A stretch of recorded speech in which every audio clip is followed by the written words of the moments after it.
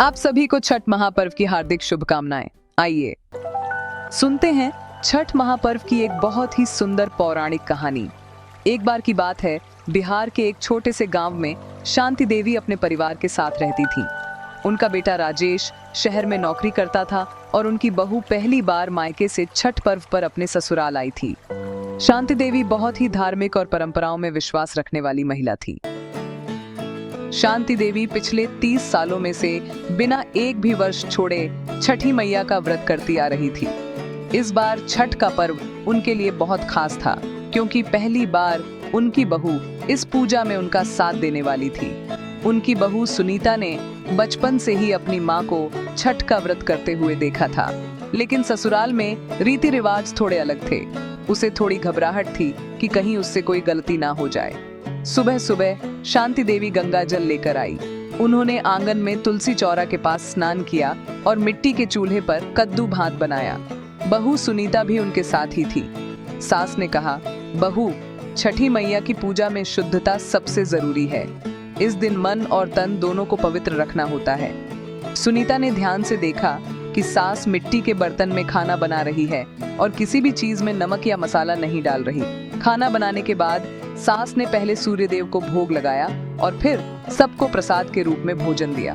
बहू ने अपनी सास से विनम्रता से पूछा, माँ जी, इस पूजा में इतने नियम क्यों हैं? सास मुस्कुराई और बोली, बेटी, यह सिर्फ एक व्रत नहीं, एक पूजा नहीं, बल्कि आत्म संयम की साधना है। ये व्रत हमारे मन को शुद्ध करता है और परिवार में सुख शांति लाता है। अगले दिन पूरे घर में उत्सव का माहौल था। बहू ने आंगन बुहारा गोबर से लिपाई की और सास के साथ खरना की तैयारी करने में लग गई। सास ने सिखाया, खरना का मतलब है भोजन त्याग कर उपवास के बाद भगवान को अर्पण। आज हम गुड़ चावल की खीर और रोटी बनाते हैं। इसमें किसी का चूना नहीं चलेगा। सब कुछ बहुत ही शुद्ध होना चाहिए। शाम को जब सूर्य अस्त होने लगा, तब शांति देवी ने दीपक जलाया और खीर रोटी प्रसाद सूर्य देव को अर्पित किया। उसके बाद सास और बहू ने एक साथ प्रसाद ग्रहण किया। वो खरना की रात थी। पूरे गांव में एक साथ गीत गाए गए। बहू ने देखा कि सास के चेहरे पर कितनी शांति और भक्ति झलक रही थी। उसने मन ही मन निश्चय किया कि अब से हर साल वो भी छठी मैया का यह व्रत करेगी। अब वो दिन आया जिसका सभी को इंतजार था, डूबते सूर्य को अर्घ देने का। सुबह से ही सास बहू दोनों ने व्रत रखा था। घर की औरतें बांस के सूप में ठेकुआ, केला, नारियल, ईख और सिंघाड़ा सजाने लगी। शांति देवी ने कहा, बहू, यह पूजा सूर्य देव की उपासना है। वे ही जीवन दाता हैं। छठी मैया सूर्य की बहन है, जो हमारे जीवन में संतान, सुख और समृद्धि लाती हैं। शाम को पूरा गांव घाट की ओर चल पड़ा। सास बहू दोनों ने सिर पर सूप उठाया।